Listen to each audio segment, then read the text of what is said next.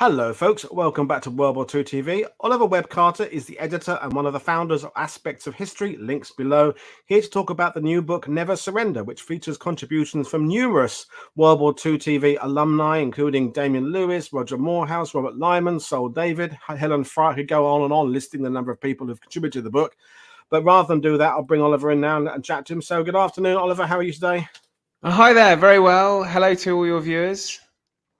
It's good to have you. So Aspects of History, there's been lots of post-COVID, lots of new initiatives, magazines and YouTube channels and podcasts. So before we talk about the book itself, just tell a little about yourself and what Aspects of History is all about.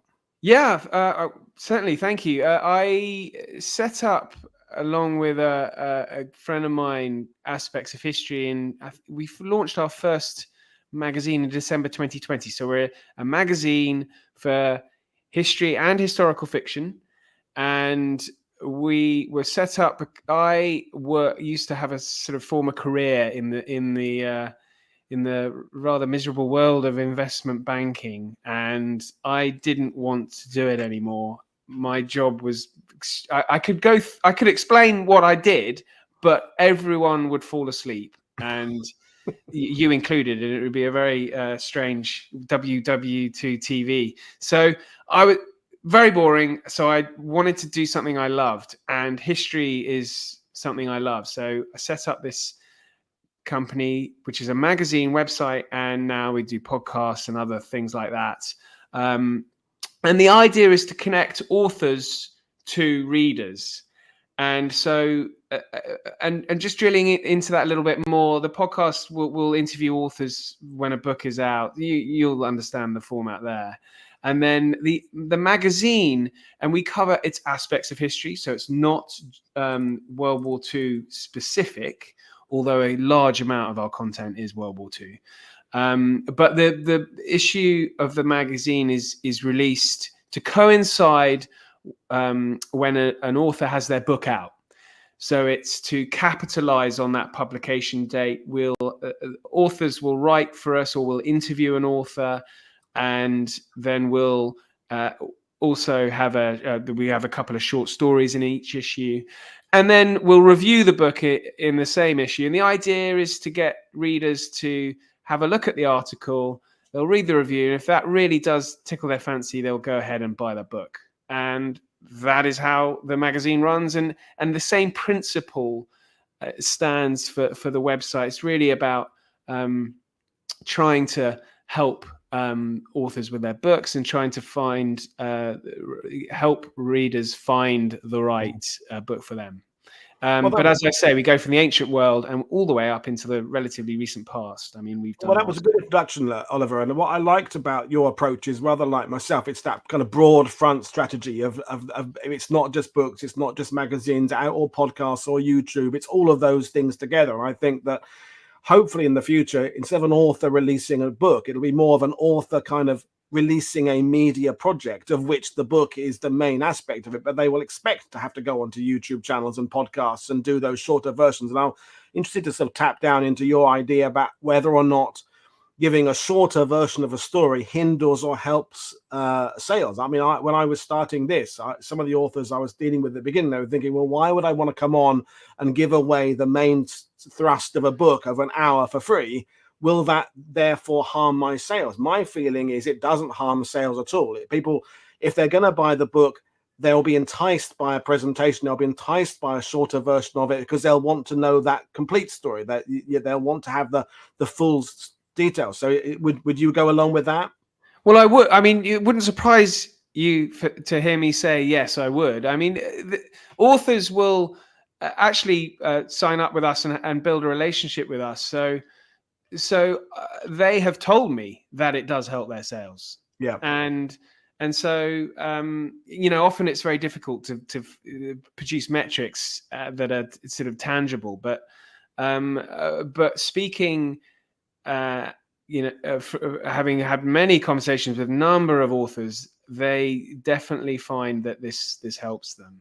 It's a showcase for them. They can sell themselves, sell the book. I mean, it's so difficult for authors often to even have their book Maybe it's in a newspaper reviewed, but those sections are getting smaller and smaller, particularly if it's just dedicated to history.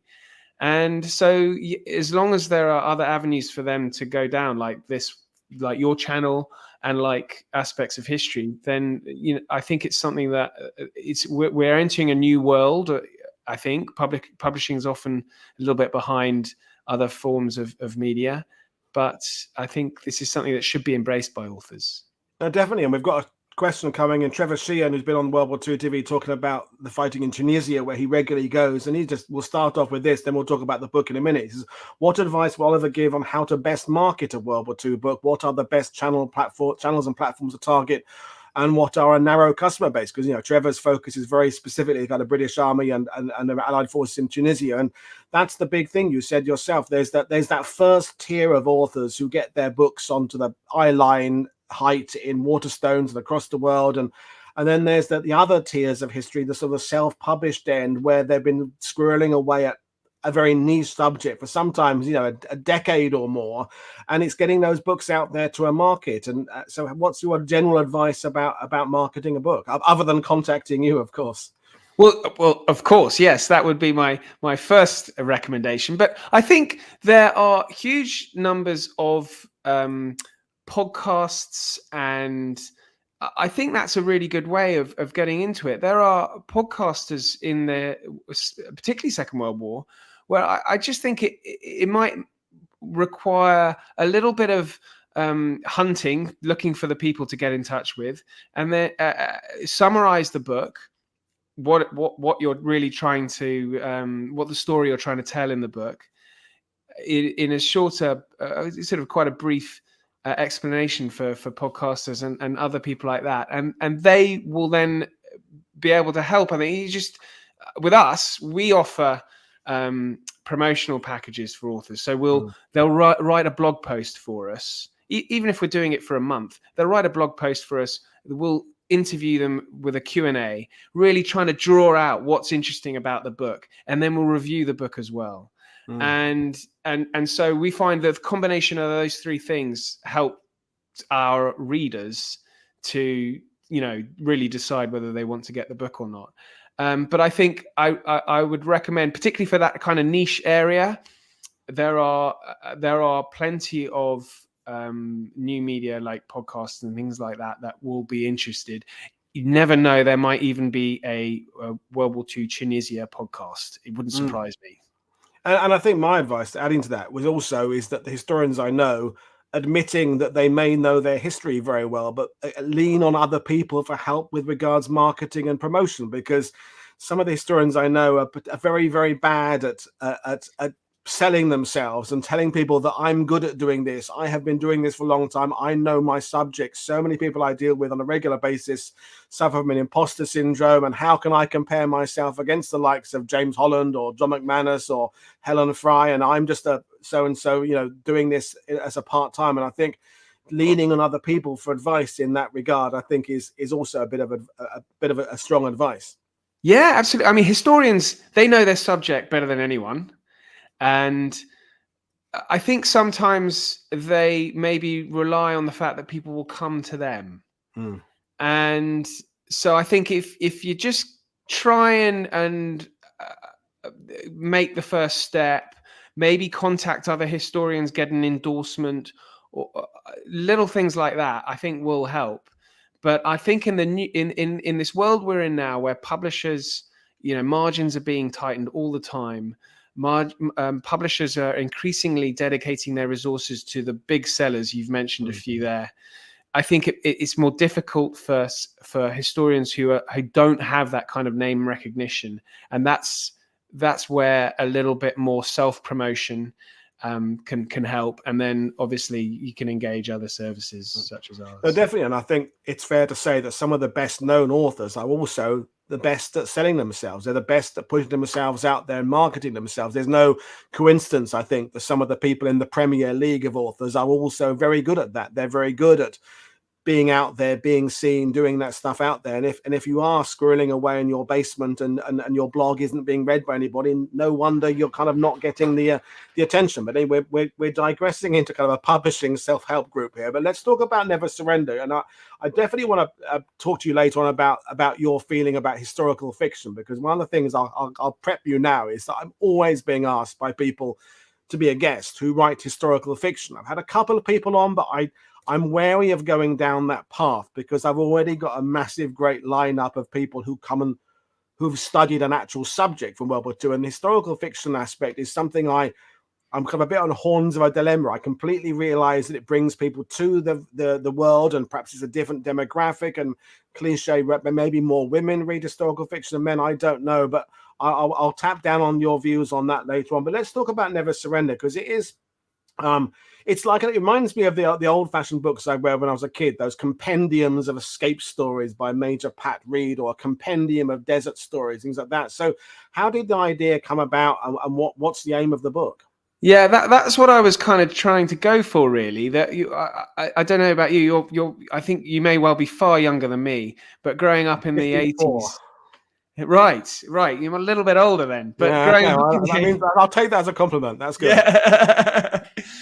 Growing up a little bit later, maybe, but yeah, you get these sort of collections. And what I really wanted to do was pull together some of the best writing that we've got, and you may recognise some authors there.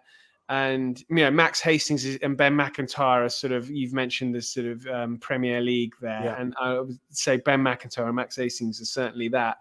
And what I wanted to do is really pull together some writing about the Second World War into one collection, and it's a mixture, as you say. There are some short stories in there as well for the historical fiction angle, but really to try and as I mentioned at the beginning, bring authors close to readers so that you can really understand that the book that they've written about is you can find in this one collection. So, for example, what I mean by that is Ben Macintyre has written about Colditz, and so we put together an interview with him to try and draw out themes of the book, so that the Colditz story. Oh, well done. You've flicked straight to the right page there. The Colditz story is probably very familiar to your viewers. And so the book, which I've read, the Macintyre book, it does draw on themes that I wasn't familiar with, and I thought I was familiar with the story. I don't know if you watched the TV show, or if you played the game, or if you've read any other books about Colditz before.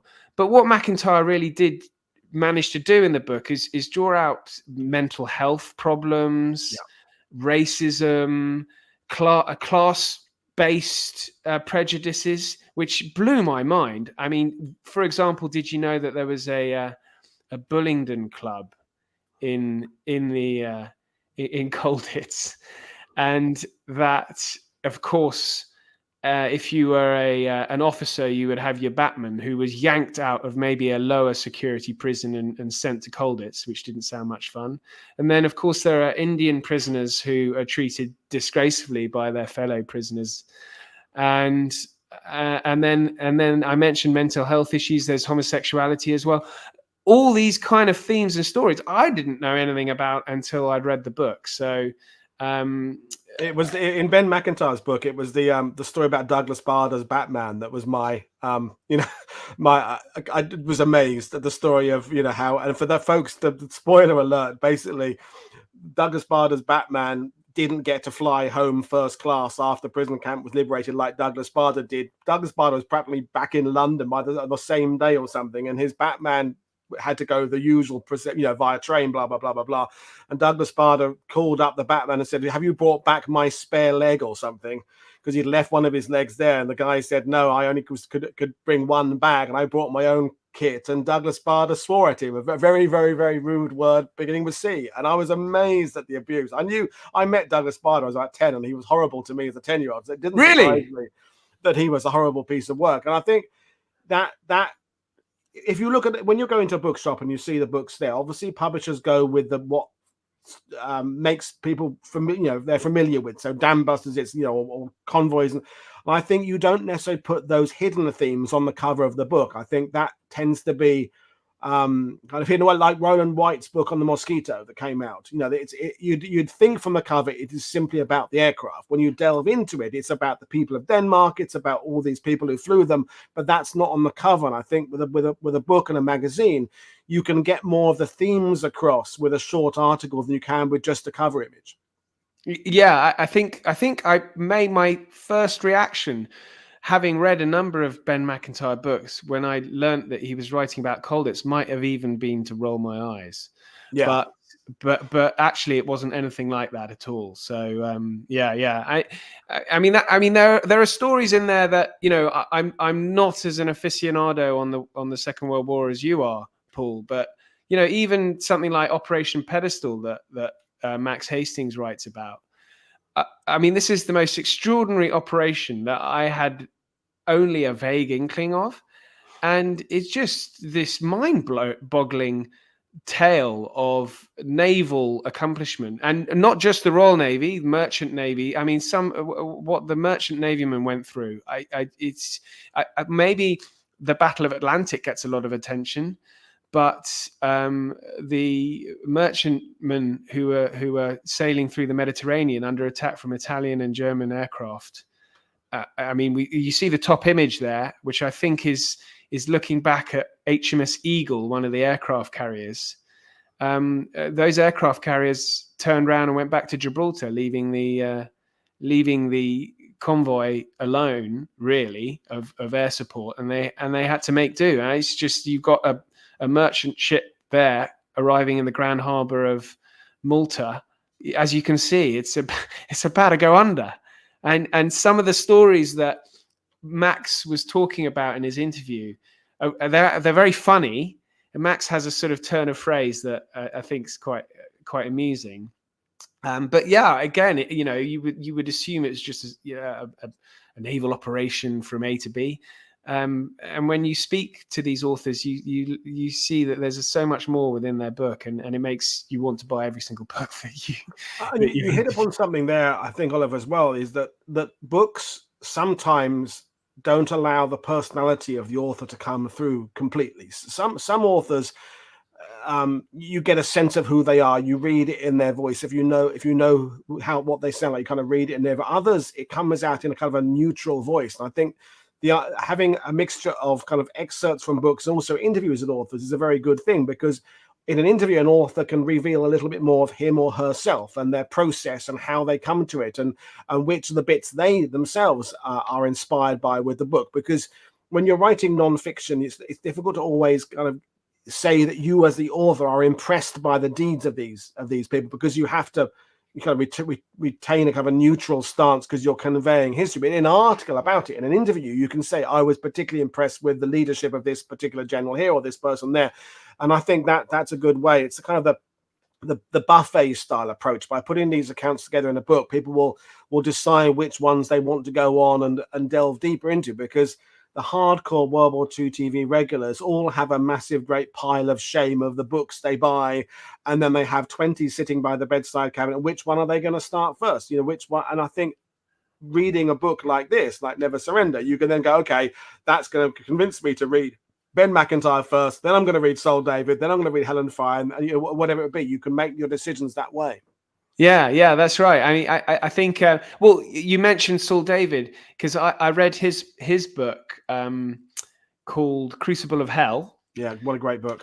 Yeah, it's fantastic. But when I read that, I had thought, okay, so this is going to be the operation on Okinawa, but actually, much of the book is spent really dealing with that big moral question of the bomb at the end of the Second World War, the two bombs at the end of the Second World War. And I think that's something that I think that helped me reach a kind of, I guess these things are never decided, and one always thinks about particularly deep moral questions like this, but I think that book certainly made me reassess what I had originally thought about the bomb. I mean, I think, and no one can be enthusiastic about a dropping of 2 nuclear bombs on Japan, but I think he gives a very useful context in his book about the losses that the Americans suffered in Okinawa and what that was therefore expected to be when they arrived on Japan itself. And also, I think we often fall prey. It sounds obvious, but I think we often fall prey as readers of Second World War history and being born after the end of the Second World War, of knowing what we know now, in that we won, or we, the Allies, won the war. But they didn't know that then. And I think that's something that, as I say, it sounds obvious, but to me, it's always something that I find quite useful to keep in mind. And interestingly, I stuck, when I put this together, the middle image there is not actually Hiroshima or Nagasaki. It's Tokyo, which was firebombed horrifically, as I'm sure your viewers are well aware. Yeah, we've covered it here. Yeah, and the suffering in that bombing was, I think, almost larger than the from Hiroshima, the bombing of Hiroshima and Nagasaki. And yet it certainly doesn't get the attention that the two bombs get. No, and I think it's also, with talking about the book again, it's that people lead busy lives, and it's easy to be a history enthusiast if perhaps you're retired, you've got lots of time on your hands, you're at home a lot, and you can sit and read 3 or 4 books a month. But lots of people don't have that opportunity. They're commuting, they're working hard, they're raising families, and I think it's easy to be critical of someone who hasn't got the time to invest in reading an 800-page Peter Caddick-Adams or a 600-page Robert Lyman, but they're no lesser important than someone who has got that time. And again, magazines, podcasts, YouTube channels. This book is maybe for people who are very, very interested and want to understand, as you said, the Hiroshima and Nagasaki. And we've had historians on World War II TV. Paul Ham, the Australian living in Paris, his book is 800 pages.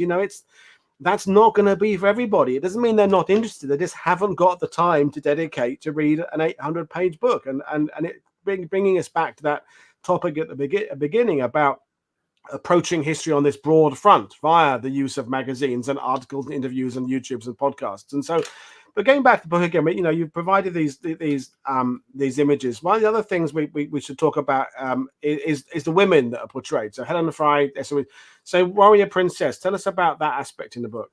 Well, I think you might have had Tessa Dunlop on She's the been show on a couple of times. Yep. Difficult to forget Tessa. I think she's a force of nature. Is Tessa? Yeah, she is indeed. And so this really, I wanted to put this in because particularly, it's just over a year since the Queen died, I just thought that I was thinking about this, that the Queen was almost an important. Obviously, the passing of a monarch from one to another is quite an event for many in the population, because most of us hadn't ever experienced that before. And so that in itself was important. But really what I was getting at by including this piece from Tessa is that Elizabeth was, as a princess, was really she served in the Second World War. She was part of that generation that we're seeing fewer and fewer of now, for obvious reasons. And so I think it made her reign and what she stood for probably gave more weight to her than subsequent monarchs are going to be able to do, because we haven't had an existential struggle in that can come close. And yes, I understand that Elizabeth did not play a key part in the Second World War, but I think for a lot of people who did serve, the fact that she served alongside them, I think that did mean a lot. And as you know from Tessa's book, she speaks to veterans female veterans from the ATS. And, you know, that meant a lot for me. My grandmother, she served and was in the Fannies as well.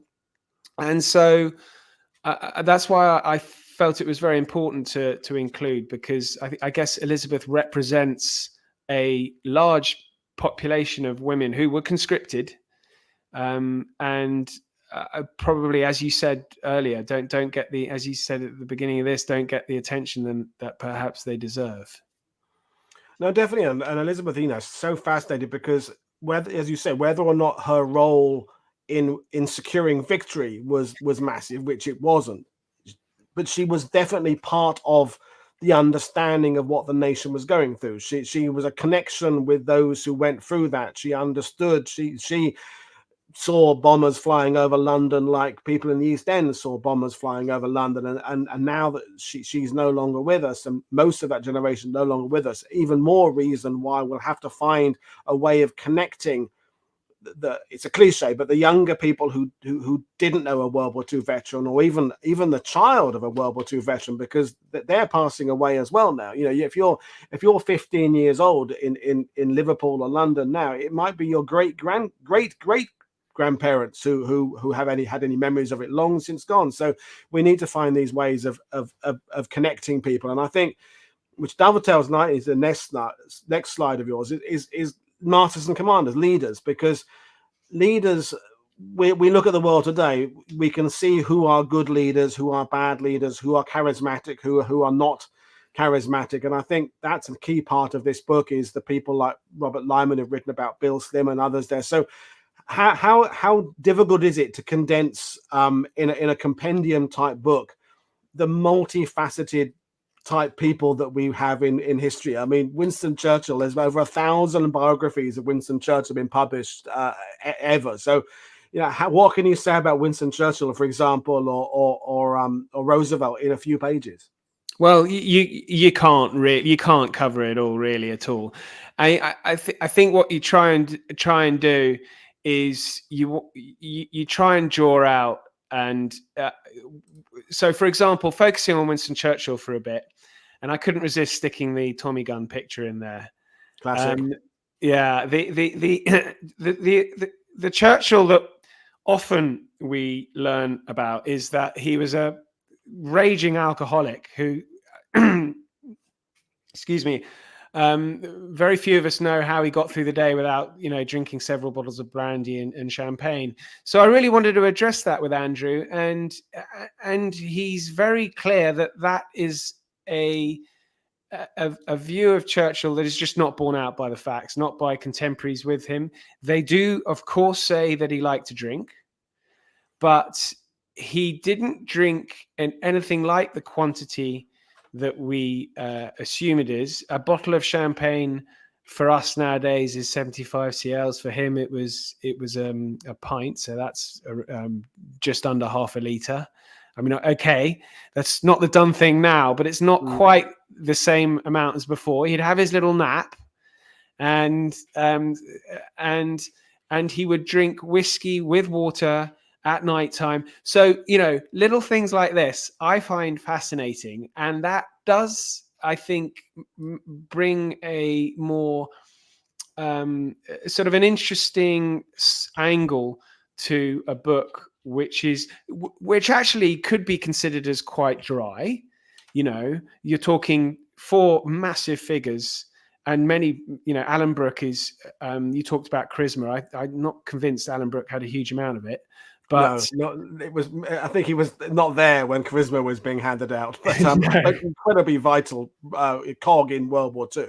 Yeah, of course, exactly. But I think what Roberts does in the book is draw out the sort of, I find the relationship between Churchill and Alan Brooke quite touching and quite sweet. And Churchill was quite an emotional figure. So, you know, I read this book many years ago, but I think I can remember being very touched when learning that Churchill, a tear came to Churchill's eye when he learned that Alan Brooke had said something nice about him. Yeah, you know, this is a book about grand strategy, which I'm very interested in for the Second World War. And when you get that kind of human touch, that emotional aspect, that you know, obviously it's not on every page, but you know, otherwise they wouldn't have got anywhere in the war if they were blubbing every 5 seconds. But it's I think it gives a side of Churchill and Alan Brooke himself, you know, an Edwardian type figure. Churchill very much a Victorian, and you know, that's not necessarily a side you're that familiar with. But Andrew Roberts, who's a master of these kind of biographies, is very good at drawing that kind of stuff out. There's a good point about Andrew Roberts. I know Andrew hasn't been on the channel for a long time, but he was on in my first year. And you know, he writes these massive, great books that are incredibly well regarded, and he tackles multiple eras, things like that. But you know, when you're working with someone like Andrew Roberts with aspects of history, do you have to kind of discuss the different approach to this, because you know, you're not going to give him 900 pages to get his thoughts. You know, do you just chop out something of what he's already written? Does he rewrite stuff? Do you work with him? How does the process work? It's a good question. I mean, I don't think he had already written. So most recently he wrote a piece for us. We're going slightly off Second World War. We're talking about the George III. He wrote a piece for us for the for his George III book. I don't think he had written it before, but I had emailed him. You know, it is going to be a front cover feature, so he gets the front cover, gets his name all over that. I think any author would like that. Yeah, and then I think we focused on the thing that the argument that he was making in the main thrust of the argument that he was making from his book, the main sort of finding or discovery, which was that George III was not mad, in inverted commas, did not suffer from porphyria at all. And so that was the argument that Roberts and so it was over an email conversation. And I find Andrew Roberts, a figure like Andrew Roberts, who's now, for viewers who maybe aren't aware, he's now sitting in the House of Lords.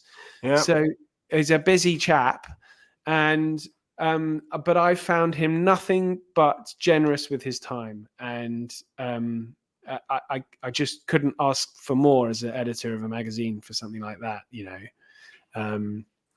So it depends on who you're speaking about. There are other authors maybe who aren't as approachable, and I'd be reluctant to give their names, but Andrew Roberts couldn't have been nicer, funnily enough. And with Masters and Commanders, I wanted to sort of the main themes, the tensions between the American and the British side are very interesting to me. And so that's what we wanted to draw out most. And that's what I think makes that book so interesting, actually. I assume before reading it, the Allies were quite, you know, allied, obviously, but that doesn't begin to uncover, to describe the kind of difficulties that the British and the Americans had with each other over Italy, over the date of D-Day, to name just but two, and the Pacific requirements as well. No, definitely. It's been a recurring theme on the channel, is that these relationships, that they evolve and prosper. And I remember talking to James Holland about this. You know, if you want to find evidence of the problems with a relationship, well, they're easy to find. And it's also easy to find all the examples of when it was working very well, like a marriage, like anything else. You know, if someone had microphones in our house and recorded the worst of the conversations I have with my other half, they would think we're close to murdering each other. If they heard the best of the conversations, they would think we're, you know, Mills and Boone romance from, you know, of the century. So it's all about what you hear and selective there. But while, you know, that conversation, I put up on there the list of people you've got involved in the book, and it is like a kind of an alumni of World War II TV guests. You know, Ian McGregor, Helen Fry, John McKay has been on a couple once or twice, and you know, it's incredible. But while we, as I said earlier, I'll ask you about the historical fiction, because I feel I'll let that run away, because please, yes.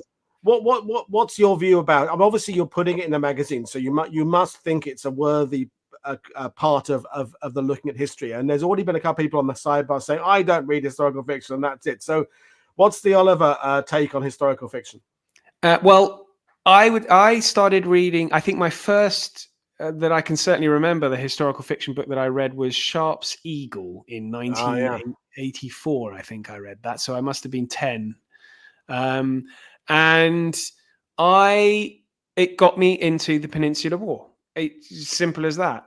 And so that's the first thing I'd say. I think historical fiction can help introduce readers that maybe aren't sure about a particular subject. It can introduce them into that particular field. So that's the first thing. I think the other thing is that you can often find stories in fiction that, as I said, they draw you in, but also they give you a kind of. I mean, I was talking about the human element between Churchill and Alanbrooke that does come out in the Roberts book, but I think you get a lot more of an emotional connection in stories, in historical fiction stories, that sometimes are lacking in history books, and they can make you understand suffering, perhaps that a history book maybe would be unable to do. And Trent's absolutely right. Just seen Trent's message there. It's the gateway drug to real history. Exactly right. I mean, that's why aspects of history, very passionate about historical fiction as well. I mean, there was a great novel that I read even very, very recently called Sword of Bone. Are you familiar with this? I've heard of it. It was published by the Imperial War Museum. I'll send you a link afterwards. And it's an absolutely wonderful story of a newly an officer posted to France, phony war France, and he hooks up with his French counterpart, and they basically travel around France this is obviously pre-May 1940, so from around September through to March and April.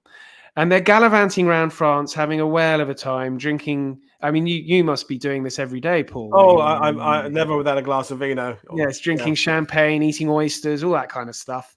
And they're having a wonderful time. They go to Paris and go to all the shows, standard French lifestyle.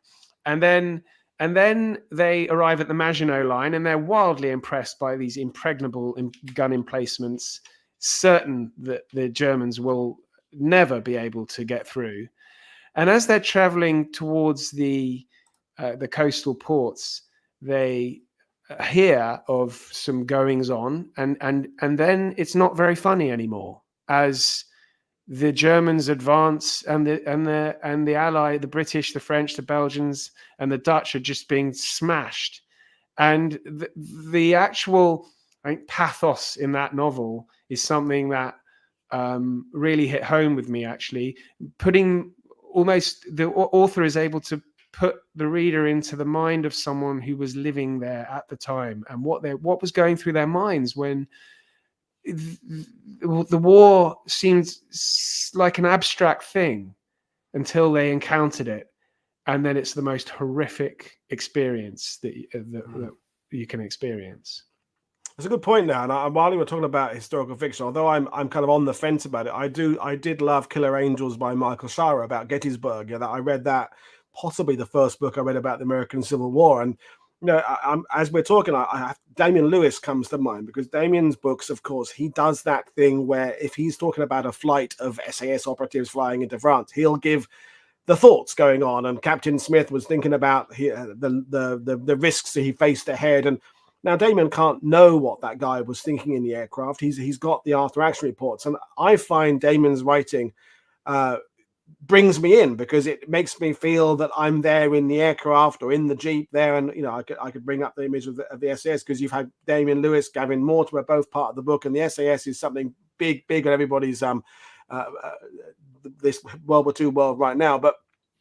And I get sent books where I never find myself invested, in the sense it is just regurgitation of facts. And it's the unit moved through here, they set up camp there, they attacked on this date at the end of this, and it's good history, but it's not necessarily gripping me in the way that by Damian Lewis does, for example, or Ben Macintyre to some extent, is where you're following the characters along. And I think that we talked about it a couple of days ago, World War II TV, about writing, is that character is everything. You can have the most incredible plot, incredible story, but if you're not invested in the characters, the plot alone won't tide you over. I think the same applies to movies. If you're invested in the person, it doesn't matter if the plot is full of plot holes or whatever it be. So, Luke Skywalker, we invested in Luke Skywalker the moment we first saw him, and that took us through the whole Star Wars saga, or Darth Vader, whatever it be. So, Damien's writing, I think, is that bridge in a way between historical fiction and history. And I'm saying that as a compliment to Damien, who's been on the channel. I think he's one of my most regular guests. I think he's up to 9 or 10 appearances now. But SAS, Oliver, let's talk about that, because it's the buzzword. Everybody's writing about it. Saul David's doing Parachute Regiment. He's done SBS. Damien Lewis, Gavin Mortimer. Hard question for you. Are we a little bit obsessed with special forces, or is it like another gateway drug? Yes, definitely. Everyone's obsessed with the SAS.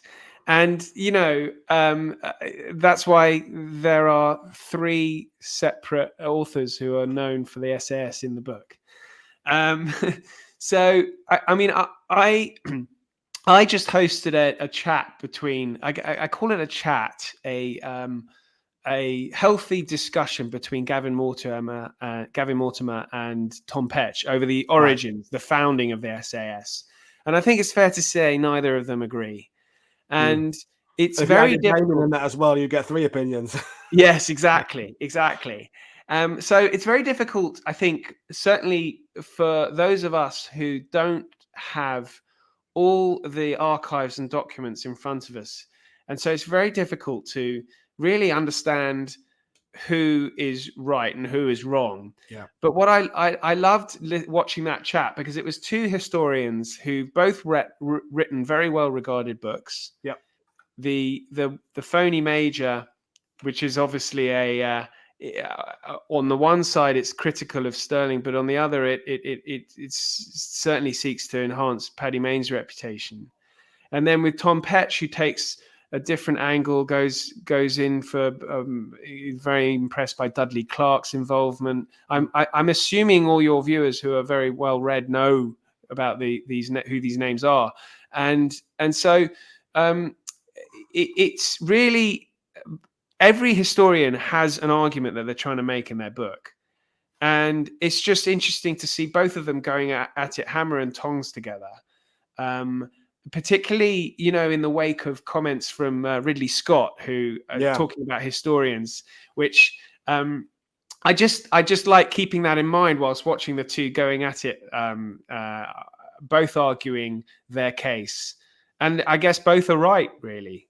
Well, I mean, that's it, isn't it, Oliver? Is that when you're studying the past, it's like an archaeologist digging up a Roman temple. You've got a small part of mosaic and a small part of wall there, and then experts have to use that to build what they think that was part of. They haven't got all the information there. They've got clues. And I think when you have someone as complicated as Paddy Mayne, everybody's interpretation is going to be slightly different, because he didn't live that long after the war. He didn't say much about himself, and so it comes down to kind of opinions in a way. And so nobody's right or nobody's wrong. Is that, as I said, 1,000 biographies of Churchill. And can anyone definitively say they understand Churchill any better at the end of those 1,000 biographies? Well, all we've got is each historian's interpretation of where they think Churchill was. And someone like Paddy Mayne and David Sterling and Bill Sterling, they're equally complicated figures. And which brings us back to the benefit of aspects of history in the Never Surrender book, is that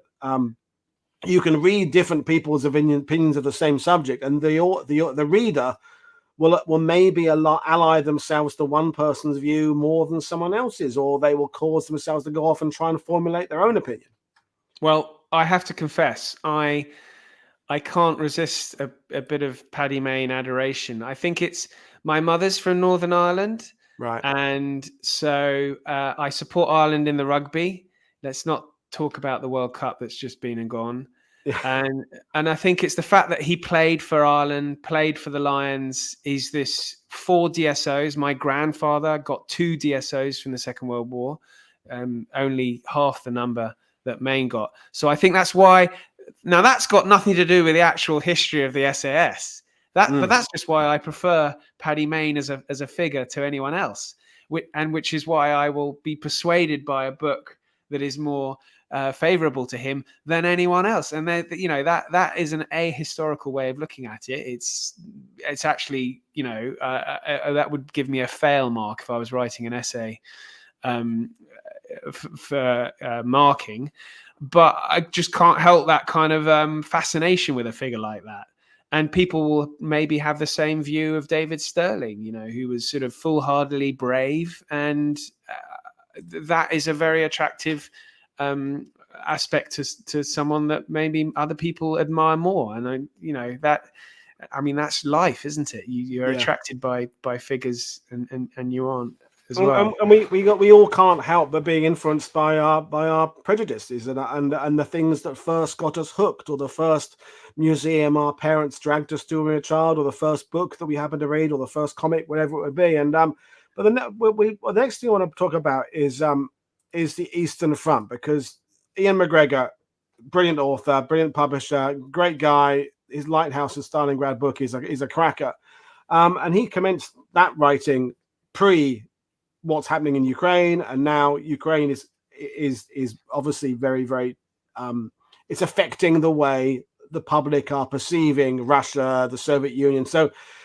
how difficult is it in terms of writing about history and putting together what you're doing to consider the past, but also framed through the lens of today? Because there was an era 10 years ago where it was obligatory to mention that for every Allied soldier killed on the Western Front, 5 or 6 Soviet soldiers fell, and we must acknowledge the effort of the Soviet Union, etc., etc., etc. And for years we hadn't been talking about it at all.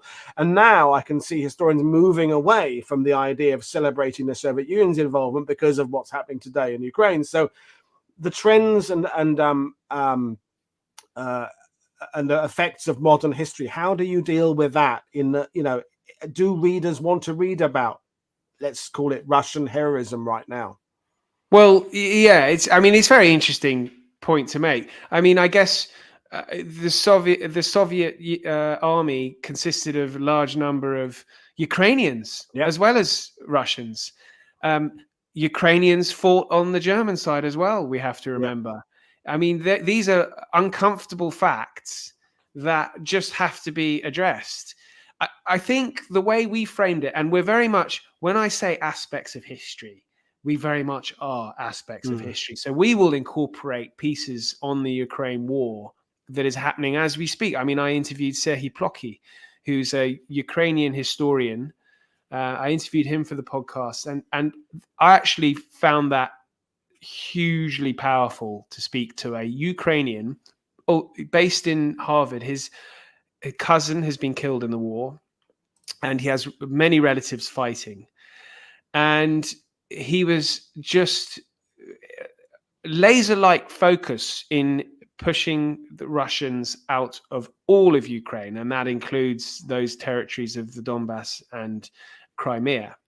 So when one looks at the Eastern Front during the Second World War, you can't help but think about the Russo-Ukrainian war that's going on at the moment. And there are elements of that Eastern Front war that we're seeing replicated. Certainly the Russians, the Russian army has been killing large amounts of innocent civilians in Ukraine. This is it's a war of aggression. It's a pretty cut and dried, a sovereign state being invaded by Russia. And so, I think we in the West will look at it from that perspective. I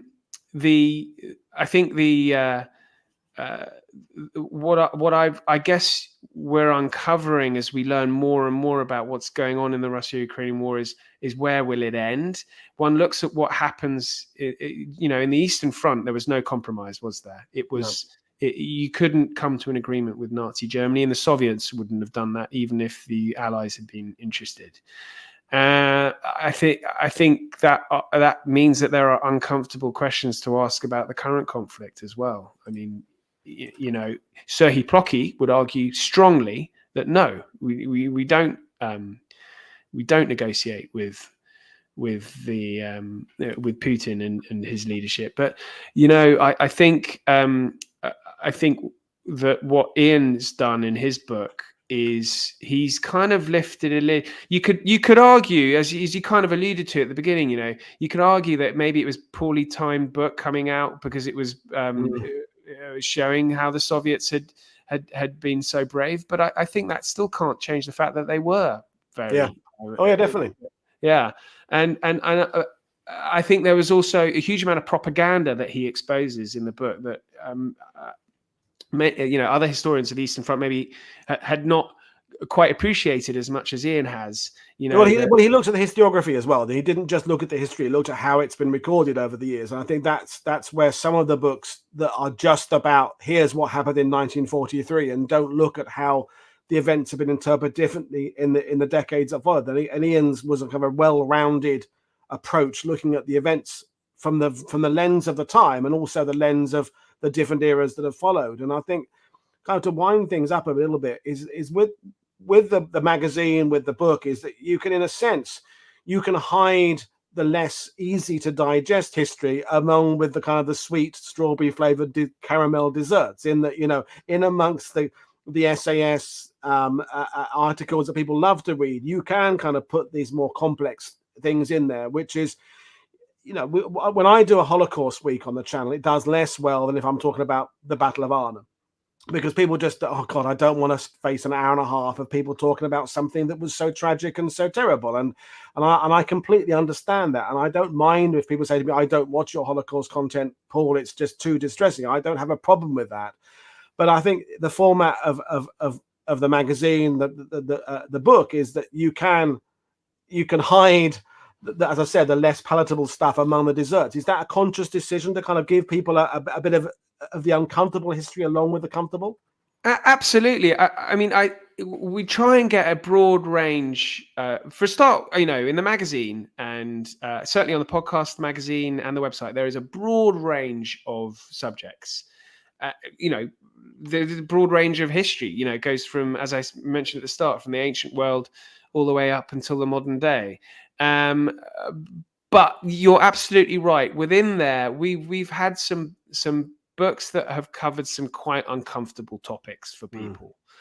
For example, we're looking at colonialism, and it's a very much a black and white issue for some.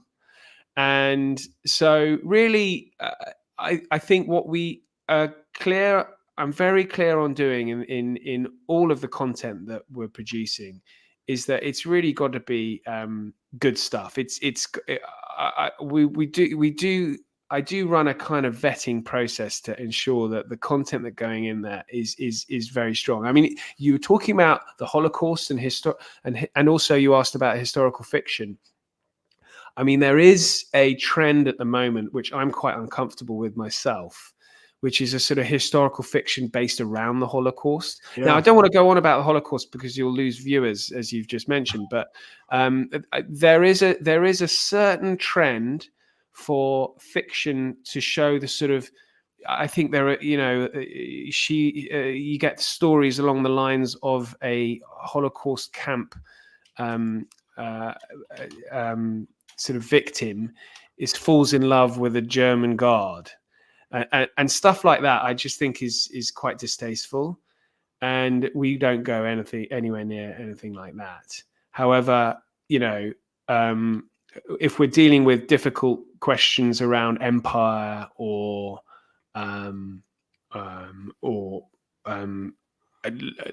for example, there have been arguments over conduct of the war in Ukraine that we've not shied away from either. So, I mean, it's really, I mean, we are showcasing talent from some top authors, like, in the magazine, there's in Never Surrender, there's some great authors in there.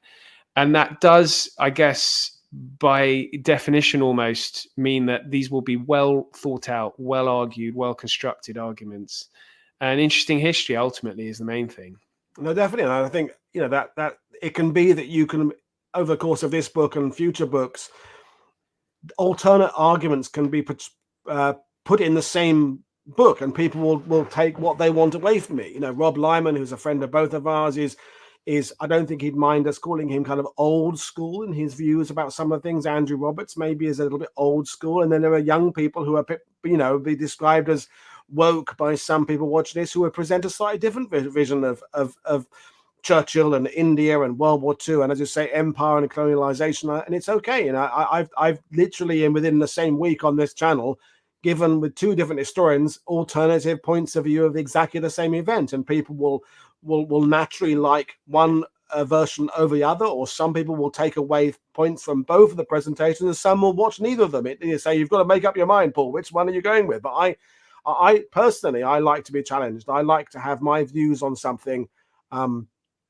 checked, and I go through the process of, why do I think what I think? Do I still think what I think, even though I've read this person's revisionist take? And I don't have a problem with the word revisionist. I think revisionist is a good word. If history is not saying something new, it's just repetitive. Revisionist means, from my point of view, that looking at a subject with a fresh point of view, and whether or not I agree with it or not, that's what history needs to be, to keep looking at these subjects from different points of view as we move through the generation, and different voices from different countries as well, because that's one of the things, is that we end up in an echo chamber. I've had guests from 35 different countries on World War II TV, and there's more I want to bring there, because someone writing from Thailand or China will have a different view about the events than someone from Stratford-upon-Avon or Baltimore, and I think that's important. Yeah, history is nuanced. There are, you can't, it's difficult to generalize. You have to keep in mind that you know, the further back you go, the past is a foreign country, isn't it?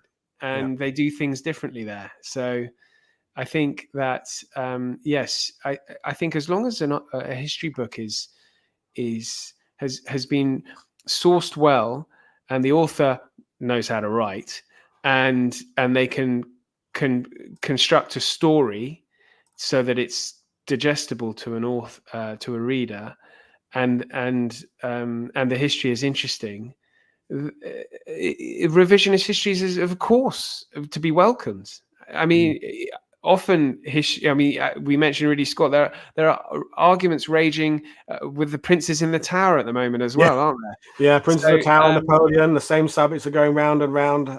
Yeah, it's a never-ending thing, and I think rather than being upset by that kind of an alternative view of history, it's the fact that these show, you know, you've got a film. This is, I think, the third big blockbuster we've had that's on a historical event. You've had Oppenheimer, Killers of the Flower Moon, which is about Native Americans in America, and now this with Napoleon. I think that will only draw more people into, assuming the films do well, draw more people into the world of history, and that can only be welcome. Can only be a good thing.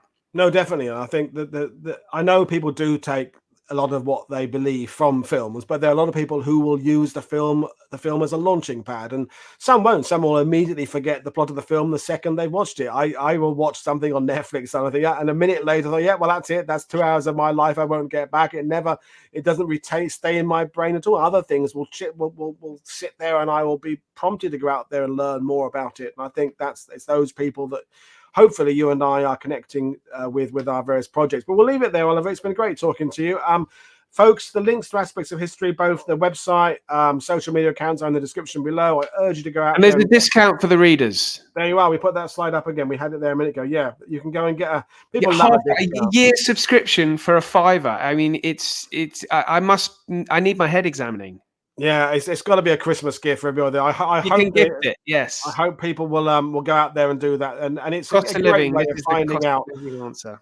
What history they like, because you know, we go into bookshops, we see online there, and there's so many good books, and that's the ones we haven't even bought. As I say, most people watching this have got a massive, great pile of shame that they haven't tackled, and mine's looking like Mount Kilimanjaro. I need oxygen to go to the top of my book of a pile of shame right now, but a book like Never Surrender allows people to kind of pick and choose and have a bit of a buffet style and decide which ones they're going to tackle first. Although, of course, we all have to promise ourselves we will get to the bottom of the pile of shame at some point. But Oliver, it's been great talking to you. I can't wait to bring you back on again, and we can carry on this conversation. It's led in lots of different directions. And good luck with the book, and good luck with everything.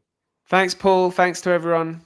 Cheers. I'll see you all again tomorrow, folks. It's Paul Woodhead for World War II TV saying thank you for your attention today. Bye, everybody.